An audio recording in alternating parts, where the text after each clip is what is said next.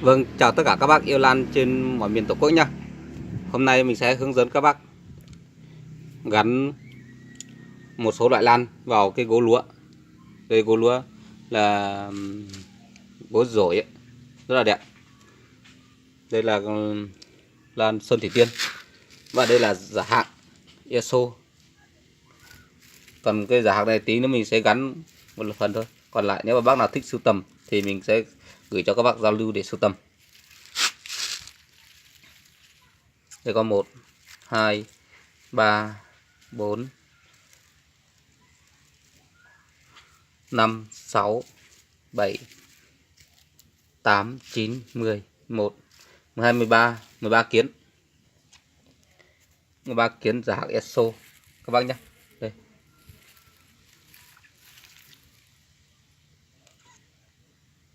Nói chung là mùa này nó rụng lá hết rồi. Nhìn cây nó rất là tàn. Còn đây là cái diêu rừng nhé các bác nhé. Diêu rừng nó một tấm luôn. Một tấm thế này. Đây giữ độ ẩm rất là tốt. Mình bỏ vào ghép với cái lan này rất là tốt. Nếu mà bác nào thích sưu tầm thì cứ đăng ký kênh mình để khi nào mình có là mình giới thiệu lên kênh là các bạn sẽ được xem và các đăng ký mua. Đây cũng có 3 cái dụng cụ búa và máy bấm kim. Nếu mà các bạn muốn sưu tầm luôn với cái Sơn Thủy Tiên này cũng được, mình ghép vào gỗ mình gửi lên cho các bác để sưu tầm cũng được nha các bạn nhé. Được nhá. Thường thường là có mấy bác là hay bắn đinh vào, đinh khi ra dế là cây nó hay bị chết, nó bị chết. Như cây tôi gắn đây là tôi sẽ không có gắn đinh các bạn nhé. Cây quế đây mình sẽ cột bằng dây thép gắn vào gỗ lúa đây các bác ạ. Bác xem đây rất là tốt. Đây có diều đây, mọng rất là tốt, nó rang ra giấy rất là tốt các bác nhé. Như cây này này mình cũng bỏ rìu, mình gắn bỏ rìu và đây rìu rất là tốt đây. Với chiếc cây ra nhỏ nhỏ giờ nó là rất là lớn rồi. Còn bỏ chậu thì không cần phải gắn như thế này thì nó rất là tốt rồi, nó đang ra giấy rất là tốt đây. Rồi Sơn Thủy Tiên nó rất là tốt. Như các bác xem nhé, đây mình gắn một cây quế đây, mình gắn vào cây gỗ lúa. Cái này mình không có bỏ rong rêu vì cây này nó không cần độ ẩm đâu, nó rất là khô nhưng mà nó vẫn mọng rất là tốt, nó đang ra giấy rất là tốt đây. Gỗ lúa nó cực kỳ đẹp luôn các bạn. Các bác bắn đinh vào nha, đây bắn đinh đây, mình bắn đinh vào cái chân cái giấy nó. Nhưng mà khi thấy nó mọng giấy, nó bám vào rồi,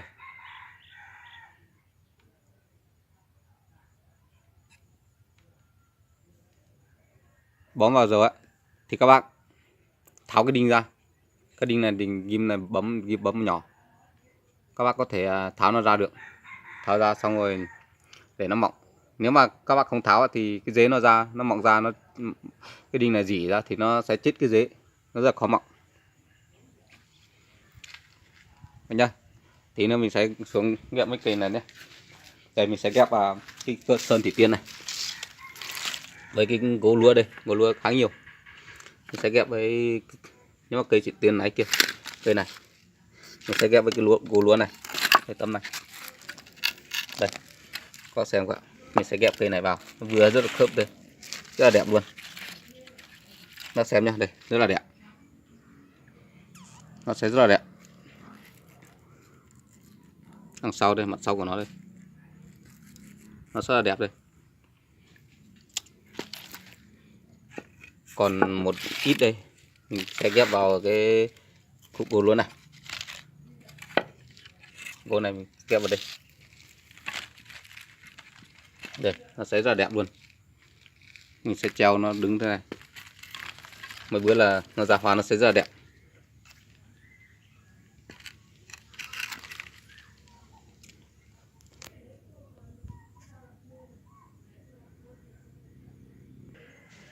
Các xem nha, mình sẽ bỏ phần diêu ở bên dưới này, mình sẽ không đắp lên trên này là nó sẽ bị ngập úng, mình bỏ dưới thôi, bỏ dưới thế này. Và mình chằng cái dây để mình bấm, mình lấy máy bấm mình bấm nhá các bác nhá, bấm lại cái dây này để nó giữ lại.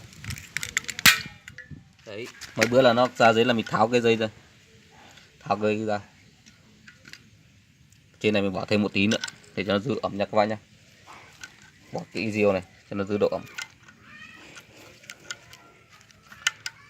Đây các bác đây thấy không, đã được một giò rất là đẹp luôn đúng không. Khi ra giấy là mình sẽ tháo cái da kén này đi, rất là đẹp đúng không ạ các bạn. Một giò rất là đẹp luôn. Đây là một giò nha các bác nhá. Tiếp tục giò này nhá các bác nhá. Đây một giò này mình sẽ bỏ một lớp riêu qua đây. Đấy, lớp riêu qua, mình bỏ cây này vào đây, bỏ vào và mình bỏ cây này ngang qua thì mình bắn ép lại là được. Các bạn xem nhé, mình một tay cầm nên một tay giữ nên nó không có sức lắm. Em bấm đây.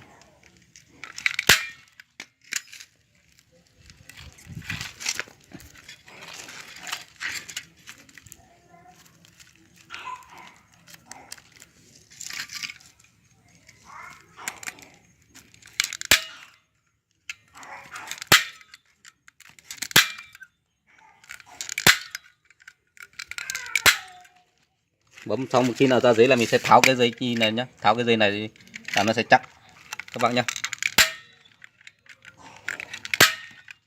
Mình tháo cái ghim đi là nó sẽ chắc luôn.